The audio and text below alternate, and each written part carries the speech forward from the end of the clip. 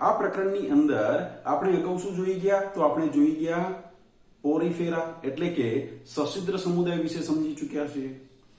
આજે આપણે શું જોવા જઈ રહ્યા છીએ? તો સછિદ્ર પછીનો સમુદાય, અને કયો છે? તો કે કોષ્ટાંતરી સમુદાય, અથવા તો એને શું કહેશે? દંશકો તરીકે પણ ઓળખાય છે. ચલો વિદ્યાર્થી મિત્રો જોઈએ તો સમુદાય કોષ્ટાંતરી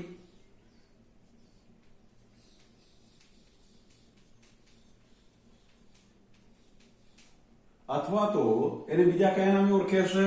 તો બીજા દંશકો તરીકે પણ ઓળખાય છે. એને કયા નામે? દંશકો તરીકે પણ એ ઓળખાય છે. ક્લિયર? ચલો તો હવે અહીંયા આપણે જોઈએ કે કોષ્ટાંતરીનો મીનિંગ શું થાય? તો કોષ્ટ વત્તા આંત્ર, એટલે કે ક્યાંક પાચન માર્ગ માટે ક્યાંક ગુહાની વાત કરી રહ્યો છે. કોષ્ટનો મીનિંગ થાય ગુહા, અવકાશ. ક્લિયર? એના ઉપરથી એનું નામકરણ શું અપાયું છે? કોષ્ટાંતરી. અને દંશકો કેમ કહેવાય છે? કારણ કે ક્યાંક એના શરીર પર અથવા સૂત્રાંગો પર ક્યાંક ડંખાગિકાઓ કે ડંખ કોષોની હાજરી છે, જેના પરિણામે એને શું કહેશે? દંશકો તરીકે પણ ઓળખાય છે. જે શું કરે છે? દંશ મારે. ઓકે, માટે એને શું કહેશે? દંશકો તરીકે પણ ઓળખાય છે. ક્લિયર? ચલો જોઈએ કોષ્ટાંતરી સમુદાયની અંદર શું કહેશે કે પાચન માર્ગ અને શરીર ગુહા એમ બંને તરીકેનું કાર્ય કરતું એક સામાન્ય પોલાણ, અને પોલાણ એટલે શું કહેશે? કોષ્ટાંત્ર ધરાવતો હોવાથી આ સમુદાયને કયા નામે ઓળખાય છે? કોષ્ટાંતરી તરીકે ઓળખાય છે. એટલે કે પાચન માર્ગ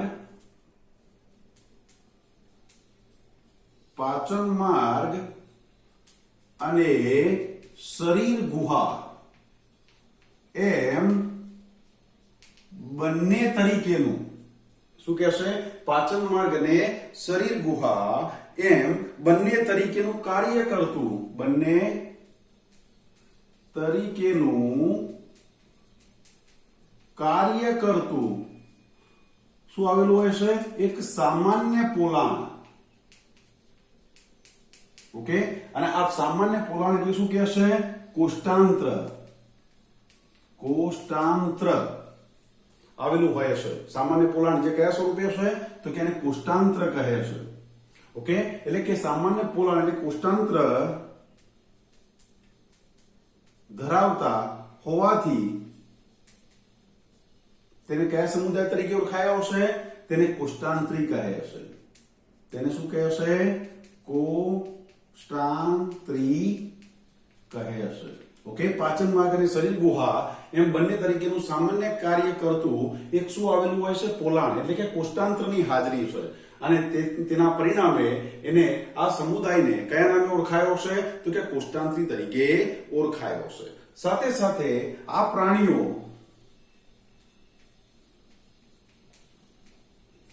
જે છે એના શરીર પર આ પ્રાણીઓ એ કયા નામે ઓળખાય છે? તો આપણે કીધું કે દંશકો તરીકે પણ ઓળખાય છે. દંશકો તરીકે પણ શું કહેશે? ઓળખાય છે. કેમ દંશકો તરીકે ઓળખાય છે? કારણ કે પ્રાણી શરીર પર અને જે સૂત્રાંગો આવેલા હોય છે, પ્રાણીઓમાં શું જોવા મળે છે? સૂત્રાંગો જોવા મળે છે. ઓકે, તો કારણ કે પ્રાણી શરીર પર અને સૂત્રાંગો પર શું આવેલા હોય છે? ડંખ કોષો અથવા તો કહેશે ડંખાગિકા કે ડંખ કોષોની હાજરી ને પરિણામે શું કહેશે? દંશક કહે છે. ઓકે, દંશક કેમ કહે છે? કારણ કે એના જે શરીર અને સૂત્રાંગો છે એના ઉપર શું આવેલા જોવા મળે છે? તો કે ડંખાગિકા કે ડંખ કોષોની શું જોવા મળે છે? હાજરી આવેલી જોવા મળે છે. ક્લિયર? અને આવા ડંખ કોષો જે છે એ શું કામ કરે છે? તો કે ભક્ષને પકડવાનું. ભક્ષ એટલે યાદ રાખજો વિદ્યાર્થી મિત્રો, શિકાર ને પકડવા અને જે ભક્ષકો હોય એનાથી રક્ષણ મેળવવા માટે, ભક્ષને પકડવા અને રક્ષણ માટે શું કરે છે? ઉપયોગી છે. ઓકે, તો ડંખ કોષનું કાર્ય શું છે? તો ડંખ કોષનું કાર્ય છે ભક્ષને એટલે કે શિકારને પકડવા અને રક્ષણ માટે, એટલે કોઈ એને ભક્ષક છે આ પ્રાણીઓનો ભક્ષ તરીકે ઉપયોગ કરવા આવે છે. એટલે કે કોષ્ટાંતરી સમુદાયના પ્રાણીનો જ્યારે કોઈ પ્રાણી શિકાર કરવા આવે છે તો એ પ્રાણીથી બચવા માટે, એ ભક્ષકોથી બચવા માટે પણ ડંખ કોષોનો ઉપયોગ કરતા જોવા મળે છે. ક્લિયર? ઓકે, સમજાયું છે? ચલો હવે એના લક્ષણોની આપણે વાત કરીએ તો સૌથી પહેલા કઈ લક્ષણ જોઈશું? તો સૌથી પહેલા જોઈશું વસવાટ. ઓકે, સૌથી પહેલા શું જોઈશું? વસવાટ. તો અહીં જોવા મળતા જે પ્રાણીઓ છે એ બધા કેવા છે? તો કે જલીય પ્રાણીઓ છે. બધા જ પ્રાણીઓ કેવા જોવા મળે છે? જલીય સ્વરૂપે છે, જલીય હોય છે. ઓકે, જેમાંના કેટલાક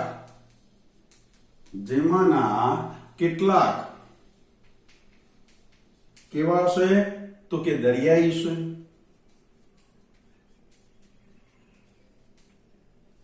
તો કેટલાક મીઠા પાણીમાં શું કરે છે? વસવાટ કરે છે. ઓકે, એનો વસવાટ જોઈએ તો મોટા ભાગના પ્રાણીઓ બધા કેવા છે? જલીય છે, જેમાંના કેટલાક દરિયાઈ છે, તો કેટલાક મીઠા પાણીની અંદર રહેતા જોવા મળે છે. ઓકે, અને જે કેવી રીતે વસતા હોય છે?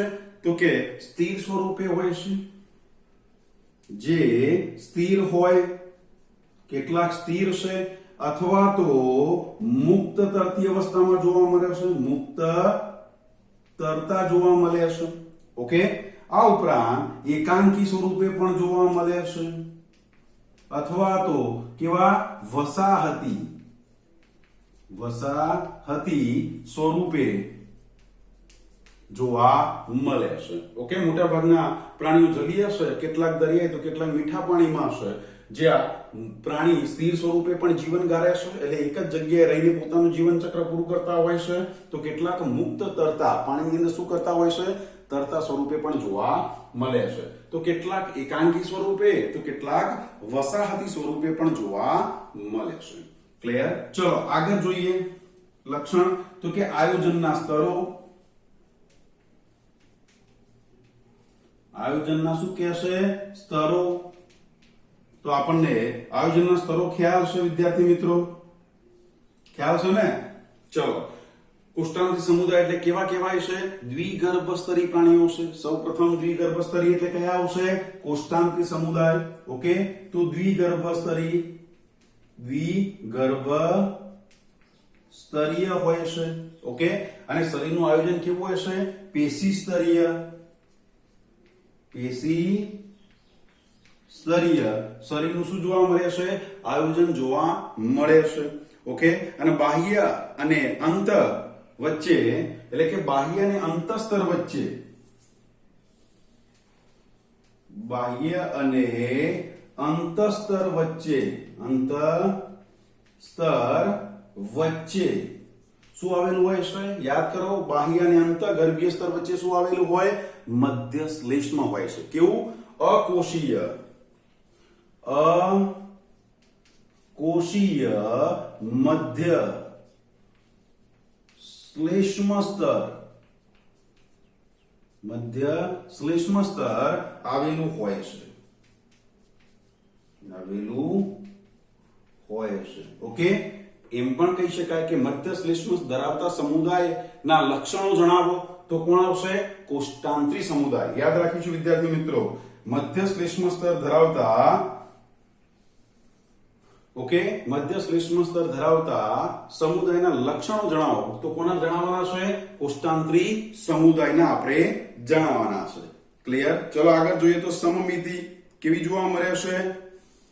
તો અહીંયા પ્રાણીઓની અંદર સમમિતિ આપણે જોઈએ તો સમમિતિ કેવી છે? સમમિતિ કેવું જોવા મળે છે? તો કે અરીય સમમિતિ. અરીય પ્રકારની સમમિતિ ધરાવતા પ્રાણીઓ છે. ક્લિયર? ઓકે, ચલો આ થઈ ગયા એના લક્ષણો છે. હવે આગળ જોઈએ તો સ્વરૂપ. આગળ લક્ષણ વધુમાં જોઈએ તો શું કહેશે? સ્વરૂપ. ચલો સ્વરૂપ જોઈએ તો અહીંયા શું કહેશે કે પ્રાણીઓ જે છે એ પ્રાણીઓની અંદર બે પ્રકારના સ્વરૂપો ધરાવે છે. પ્રાણીઓ શું કહેશે? બે પ્રકારના સ્વરૂપો ધરાવે છે. પ્રાણીઓ બે પ્રકારના શું ધરાવે છે? સ્વરૂપો ધરાવે છે. ક્લિયર? કયા બે સ્વરૂપો ધરાવે છે? તો નંબર પહેલું સ્વરૂપ આપણે જોઈએ તો કેવા કહેશે? અદંડી, નળાકાર. સમજો, અદંડી છે, નળાકાર છે અને પાછા કેવા હોય છે? સ્થાયી. નળાકાર સ્થાયી સ્વરૂપે. અદંડી, નળાકાર અને સ્થાયી સ્વરૂપે આપણે જોઈએ તો એ કયા સ્વરૂપે જોવા મળે છે? નળાકાર, અદંડી, નળાકાર, સ્થાયી અને પાછું શું કહે છે? પુષ્પકો સ્વરૂપે.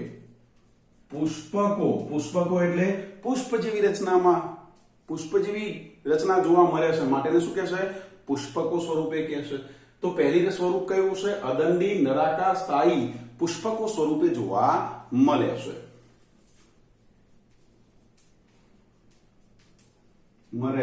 અને એનું ઉદાહરણ જો આપણે લખીએ તો સૌથી પહેલું ઉદાહરણ છે હાઇડ્રા, જેને ગુજરાતીમાં શું કહેશે? જળવ્યાર. કયું છે? હાઇડ્રા. ઓકે, અને ગુજરાતીમાં શું છે? જળવ્યાર. ઓકે, અને બીજું છે સમુદ્ર ફૂલ. ઓકે, અને એને કહે છે એડમસિયા.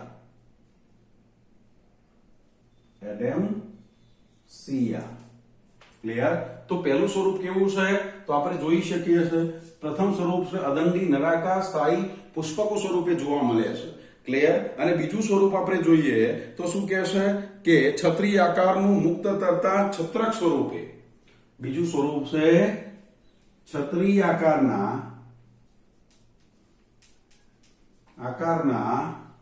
મુક્ત તરતા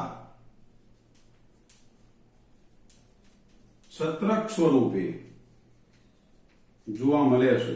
અને છત્રી આકારના મુક્ત તરતા છત્રક સ્વરૂપે આપણે જોઈએ તો એ ઉદાહરણ છે જેલીફિશ. ઉદાહરણ ખાસ યાદ રાખીશું વિદ્યાર્થી મિત્રો, કારણ કે અહીંયા ઉદાહરણ ખૂબ અગત્યના છે. ક્લિયર? તો અહીંયા બે પ્રકારના સ્વરૂપ જોવા મળે છે. અદંડી, નળાકાર, સ્થાયી, પુષ્પકો સ્વરૂપે જોવા મળે છે. જે આપણે જોઈએ તેને શું કીધું? હાઇડ્રા. ક્લિયર? ચલો હાઇડ્રાની આકૃતિ દોરીએ એટલે આપણને સમજાઈ જાય કે કેવી રીતે જોવા મળે છે.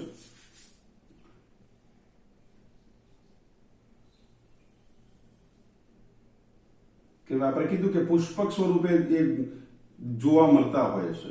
એની રચના કેવી હોય છે? પુષ્પક જેવી. જરા જોજો વિદ્યાર્થી મિત્રો, શું એના જેવી દેખાય છે?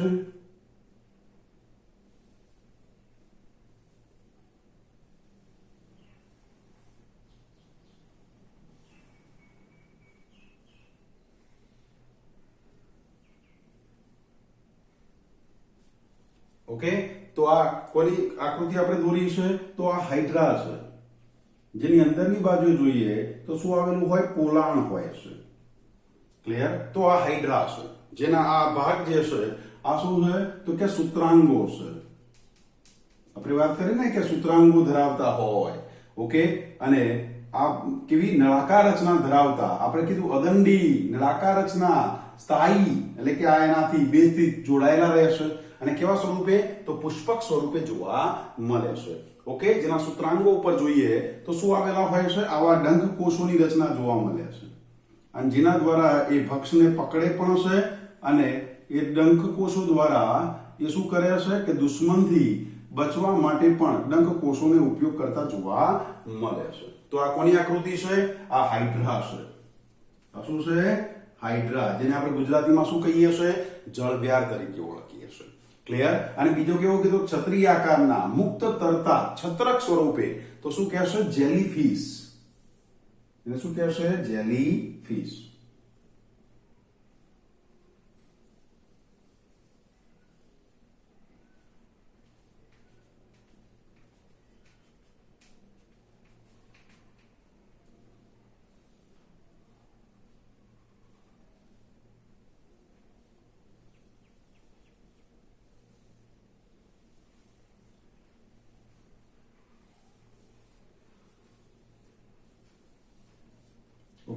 તો આ સ્વરૂપે શું જોવા મળે છે? આ જેલીફિશ બનાવી છે અમે. ક્લિયર? કે જે કેવો આકાર ધરાવે છે? છત્રી જેવો આકાર ધરાવે છે, જેને આપણે અહીંયા શું કહીશું? મુક્ત તરતા. ઓકે, એટલે કે જેલીફિશ.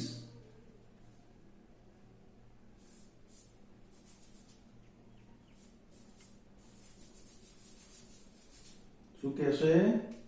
જેલીફિશ. ઓકે, મુક્ત તરતા છત્રક સ્વરૂપે જોવા મળે છે. તો આ બંને પ્રાણીઓને દોરી કાઢ્યા કે બંને સ્વરૂપો આ પ્રમાણે જોવા મળે છે. ઓકે, તો અહીંયા બે પ્રકારના સ્વરૂપો ધરાવતા હોય છે. ચલો વિદ્યાર્થી મિત્રો, આને નોટ કરી લઈએ અને પછી આપણે આગળ જોઈએ. હજી પણ લક્ષણ બાકી છે. ક્લિયર? ચલો ફટાફટ નોટ કરી લઈએ.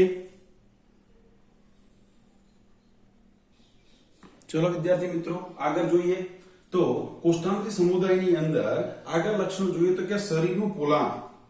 સમજો શું કહે છે? શરીર પોલાણ. આપણે કીધું કે કોષ્ટાંત્રી છે માટે શું જોવા મળે છે? કે કોષ્ટ કે ગુહા જેવી રચના હોય છે. ઓકે, તો અહીંયા શું કહે છે? કે પ્રાણીની અંદર શરીર ગુહાનો અભાવ છે. આ પ્રાણીની અંદર શું કહે છે? કે શરીર ગુહા. શરીર ગુહાનો શું જોવા મળે છે? અભાવ. ઓકે, પરંતુ શરીર ગુહાનો અભાવ છે, પરંતુ પ્રાણીની અંદરની બાજુએ શું આવેલું હોય છે? તો કે પરંતુ મધ્યમાં કોષ્ટાંત્ર ગુહા આવેલી હોય છે. પરંતુ પ્રાણી શરીરના મધ્યમાં શું આવેલું હોય છે? કોષ્ટાંત્ર ગુહા આવેલી હોય છે.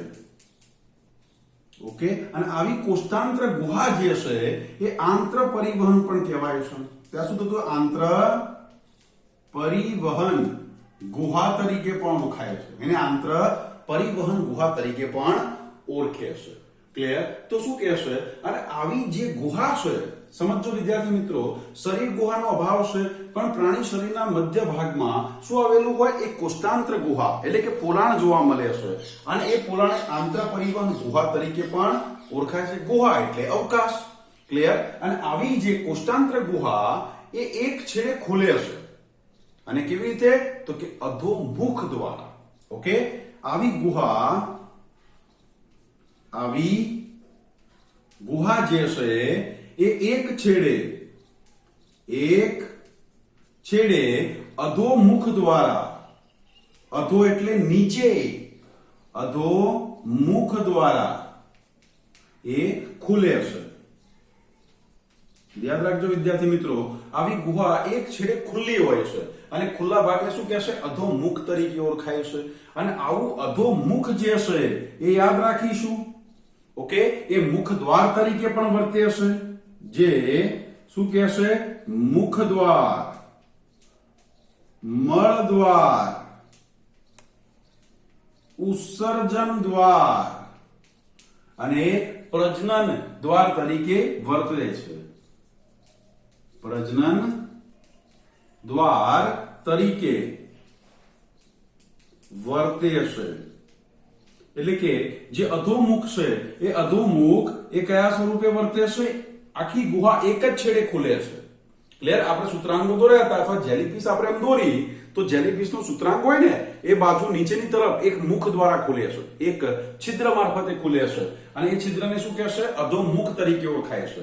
અને આવું અધોમુખ એ મુખ દ્વાર તરીકે પણ વર્તે છે, એ મળ દ્વાર તરીકે પણ વર્તે છે, ઉત્સર્જન દ્વાર તરીકે વર્તે છે અને પ્રજનન દ્વાર સ્વરૂપે પણ વર્તન કરતું જોવા મળે છે. ક્લિયર? ચલો હવે પાચનની આપણે વાત કરીએ. ચલો આગળ એક લક્ષણ જોઈએ. ઓકે, એ શું કહેશે? પાચન. ચલો, તો પ્રાણીઓની અંદર પાચન કેવા પ્રકારનું જોવા મળે છે? તો કે બહિર્કોષીય અને અંતઃકોષીય એમ બંને પ્રકારની પાચનની સ્થિતિ જોવા મળે છે. બહિર્કોષીય એટલે કોષોની બહાર, એટલે કે પાચનમાં જેવો પોલાણનો ભાગ છે, પોલાણમાં પણ પાચન થતું જોવા મળે છે. ઓકે, જેને આપણે શું કીધું? આંત્ર પરિવહન ગુહા કીધી છે. તો બહિર્કોષીય અને અંતઃકોષીય, અંતઃકોષીયનો મીનિંગ શું થાય? કોષની અંદર, કોષોની અંદર એમ બંને પ્રકારનું એમ બંને પ્રકારનું શું જોવા મળે છે? પાચન જોવા મળે છે. ક્લિયર? ચલો આગળ લક્ષણ જોઈએ તો આગળ શું કહેશે? અંતઃકંકાલ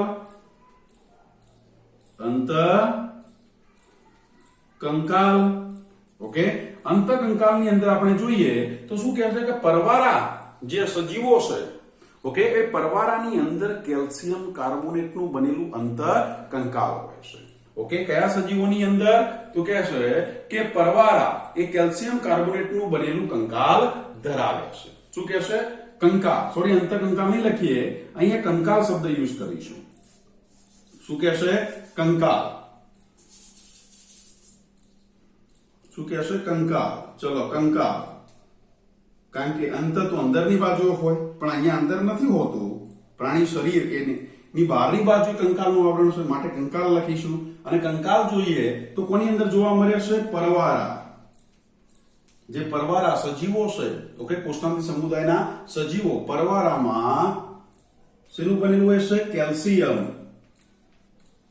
કેલ્શિયમ કાર્બોનેટ, CaCO3 કાર્બોનેટ નું બનેલું શું જોવા મળે છે? કંકાલ જોવા મળે છે. ઓકે, અને જે પરવારા છે એનો નમૂનો પણ મારા જોડે પડ્યો છે. ચલો વિદ્યાર્થી મિત્રો જોઈ લઈએ. તો અહીંયા આ જોઈ શકીએ છે બંને ટુકડા એ પરવારાના છે, એટલે કે કોરલ, અને સમુદ્રની અંદર આખા રીફ સ્વરૂપે જોવા મળે છે, એટલે કે ખડકો પહાડો સ્વરૂપે પણ આવેલા હોય છે. ખૂબ મોટી સંખ્યામાં અને ખૂબ મોટા કદના આ ખડકો છે, જેને શું કહેશે? કોરલ રીફ તરીકે ઓળખાય છે, પરવારાના ખડકો તરીકે ઓળખાય છે. ક્લિયર? તમે જોઈ શકો છો આ મારા જોડે એક નાનો ટુકડો પરવારાનો છે. ઓકે, બે ટુકડા છે, એક હતો પણ બે થઈ ગયા, તૂટી ગયો છે. ક્લિયર? અને તમે જોઈ શકો છો સ્પષ્ટપણે કે કેવો દેખાય છે કોરલ. એના ઉપર તમે જો છિદ્રો નાના પડેલા છે, સરસ મજાની ભાત એના ઉપર જોવા મળે છે. ઓકે, તો આ શેનો ભાગ છે? આ કોરલ છે. ક્લિયર? જે કોષ્ટાંત્રી સમુદાય ની અંદર આવ્યા છે.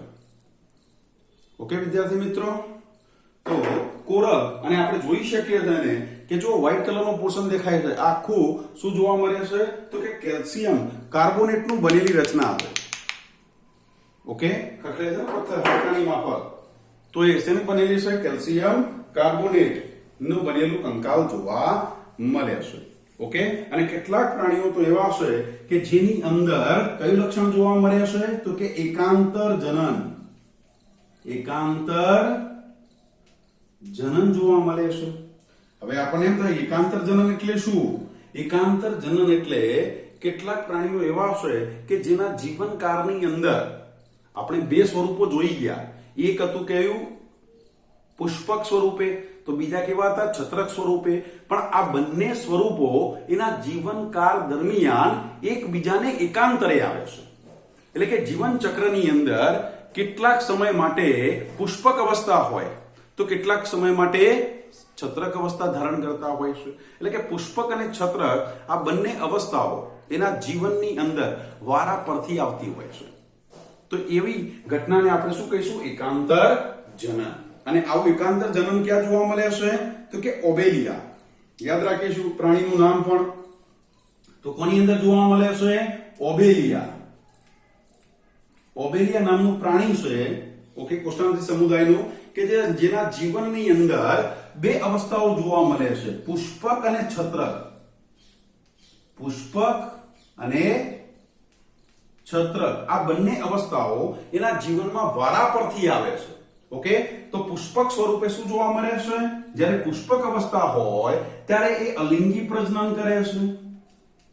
અલિંગી પ્રજનન કરે છે.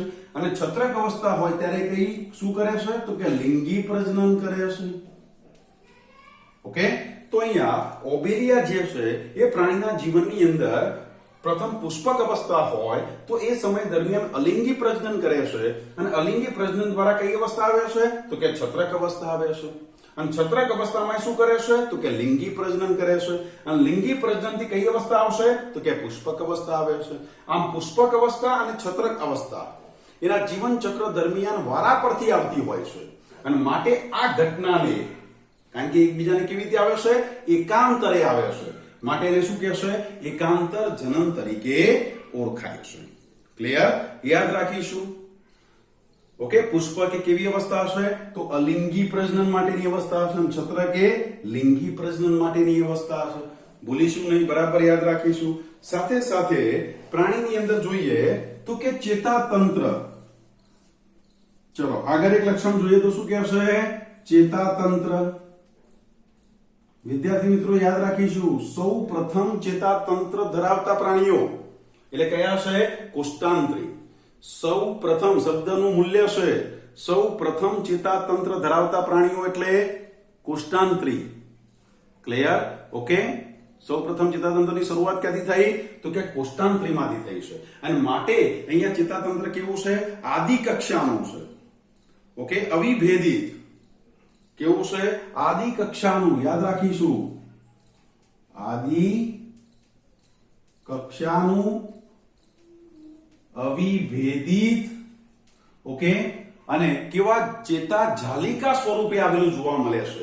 કેવું જોવા મળે છે? તો કે ચેતા જાલિકા સ્વરૂપે આવેલું જોવા મળે છે, અને જેની અંદર બહુકોષી ચેતાકોષોનું બનેલું અને કયા સ્વરૂપે જોવા મળે છે? ચેતા જાલિકા સ્વરૂપે જોવા મળે છે.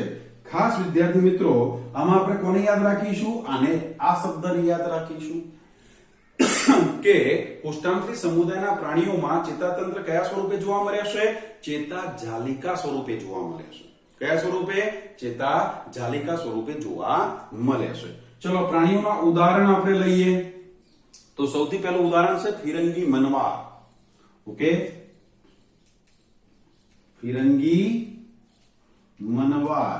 ઓકે, અને ઇંગ્લિશમાં લખવું હોય તો પોર્ટુગીઝ મેન ઓફ વોર તરીકે પણ ઓળખાય છે. પોર્ટુગીઝ મેન ઓફ વોર તરીકે પણ ઓળખાય છે. ક્લિયર? આ ઉપરાંત આપણે જોઈ ગયા હાઇડ્રા છે, સમુદ્ર ફૂલ છે, ઓબેલિયા છે. ક્લિયર? એ પણ આપણે આવી ગયા. સાથે પરવાળા છે. ઓકે, ચલો એનાથી આગળ જોઈએ તો કે બ્રેન કોરલ. ઓકે, બ્રેન કોરલને શું કહેશે? તો એને મિડ્રીના તરીકે પણ ઓળખાય છે. બ્રેન કોરલને શું કહેશે? મિડ્રીના. ઓકે, આ ઉપરાંત સી પેન છે. ઓકે, શું કહેશે? Sea pen. પછી ગોર્ગોનિયા. ઓકે, જેને સી ફેન તરીકે ઓળખાય છે. આ સી પેન હતી અને આને શું કહેશે? સી ફેન કહેશે. અને સી ફેન એટલે શું કહેવાય ગુજરાતીમાં? સમુદ્રી પંખો. ઓકે, ગોર્ગોનિયાને શું કહેશે? સી પેન એટલે કે સમુદ્રી પંખા તરીકે ઓળખાય છે. ક્લિયર? ઓકે, સી પેન જે છે એને કહેશે પેન્નાટુલા. જેમ સી ફેન ગોર્ગોનિયા કહેશે એમ એને શું કહેશે? પેન્નાટુલા. આ બધા ઉદાહરણ યાદ રાખવાના છે વિદ્યાર્થી મિત્રો, કારણ કે આને આધારે પરીક્ષાની અંદર એમસીક્યુ પણ આવતા જોવા મળે છે. ક્લિયર? બાકી તો આપણને યાદ છે કે સમુદ્ર ફૂલ છે. ઓકે, જેને શું કહેશે? કે એડેમ્સિયા તરીકે પણ ઓળખાય છે. ક્લિયર? ચલો એના સિવાય જોતા હોય તો ઓબેલિયા છે, એ પણ લઈ શકાય. ઓબેલિયા એક બાજુ લખી દેવાનું એટલે યાદ રહે. ઓબેલિયા છે. પછી યાદ કરો વિદ્યાર્થી મિત્રો, હાઇડ્રા છે. ઓકે, જેલીફિશ છે. તો આ બધા કોના ઉદાહરણ છે? કોષ્ટાંત્રી સમુદાયના ઉદાહરણ છે. ક્લિયર વિદ્યાર્થી મિત્રો? ચલો લખી કાઢીએ, નોટ કરી લઈએ અને સરસ રીતે તૈયાર કરી લઈએ. ઓકે, અહીંયા રાખીએ છે. Thank you. ઓકે વિદ્યાર્થી મિત્રો, અહીંયા કોષ્ટાંત્રી સમુદાય આપણે સરસ રીતે જોઈ ગયા છીએ અને એના આધારે જો બોર્ડની અંદર બે એમસીક્યુ મેં મૂક્યા છે. ક્લિયર? જે નીટની અંદર આ પ્રમાણે એમસીક્યુ આવતા હોય છે. પ્રથમ એમસીક્યુ શું છે? તો કે નીચે આપેલ કયા પ્રાણીઓમાં પુષ્પક અને છત્રક આ બંને અવસ્થાઓ એકાંતરે જોવા મળે છે? એકબીજાને એકાંતરે જોવા મળે છે. સાથે સાથે યાદ રાખીશું વિદ્યાર્થી મિત્રો, ઘણીવાર એમ પણ પૂછાય છે કે નીચે આપેલમાંથી કયા સમુદાયના પ્રાણી અથવા તો કયા પ્રાણીની અંદર બહુરૂપકતા જોવા મળે છે? એટલે એક કરતા વધારે રૂપ. એટલે અહીંયા પુષ્પક અને છત્રક બંને અવસ્થાઓ આવે છે, માટે શું કહેવાય? બહુરૂપકતા. આ શબ્દથી પણ પૂછી શકે, એટલે ધ્યાન રાખીશું. ક્લિયર? ચલો, તો એની અંદર ઓપ્શન આપ્યા છે: એ ફિરંગી મનવાર, બી ગોર્ગોનિયા, સી ઓરેલિયા કે ડી ઓબેલિયા. ઓરેલિયા અને ઓબેલિયા આ બંને એકબીજાના મળતાવરા શબ્દો છે, અને આવા શબ્દો જ આપણને નીટમાં કન્ફ્યુઝ કરતા હોય છે. એટલે બહુ ક્લિયર કટ રહેવાનું છે, અને કન્ફ્યુઝ થયા વગર એનો સાચો જવાબ આપણે આપવાનો છે. નંબર 2, યોગ્ય જોડકા જોડો. ક્લિયર? એની અંદર એ વિભાગની અંદર જોઈએ. ચલો વિભાગ આપી દઉં હું અહીંયા. તો આ વિભાગ થઈ ગયો એ વિભાગ. ઓકે, અને આ બી વિભાગ છે. તો એ વિભાગની અંદર આપણે જોઈએ તો આપ્યા છે ફિરંગી મનવાર, સમુદ્ર ફૂલ, જળવ્યાર અને બ્રેન કોરલ. ક્લિયર? અને વિભાગ બી ની અંદર સામે શું આપ્યું છે? તો એ મિડ્રીના, બી પોર્ટુગીઝ મન ઓફ વોર, સી એડમ્સિયા અને ડી હાઇડ્રા. ક્લિયર? તો વિભાગ એ સાથે સાચા જવાબ વિભાગ બી ને જોડવાના છે, અને એ જોડકાને જોડી આ 4 ઓપ્શન માંથી સાચો જવાબ આપણે આપવાનો છે. ક્લિયર? ઓકે, તો અહીંયા મેં 2 વિભાગ આપ્યા છે, અને એમાંથી સાચી જોડ આપણે ઓપ્શન માંથી શોધીને લખવાની છે. ક્લિયર વિદ્યાર્થી મિત્રો? ઓકે, ચલો ધ્યાન આપીશું અને સાચા જવાબ લખીશું.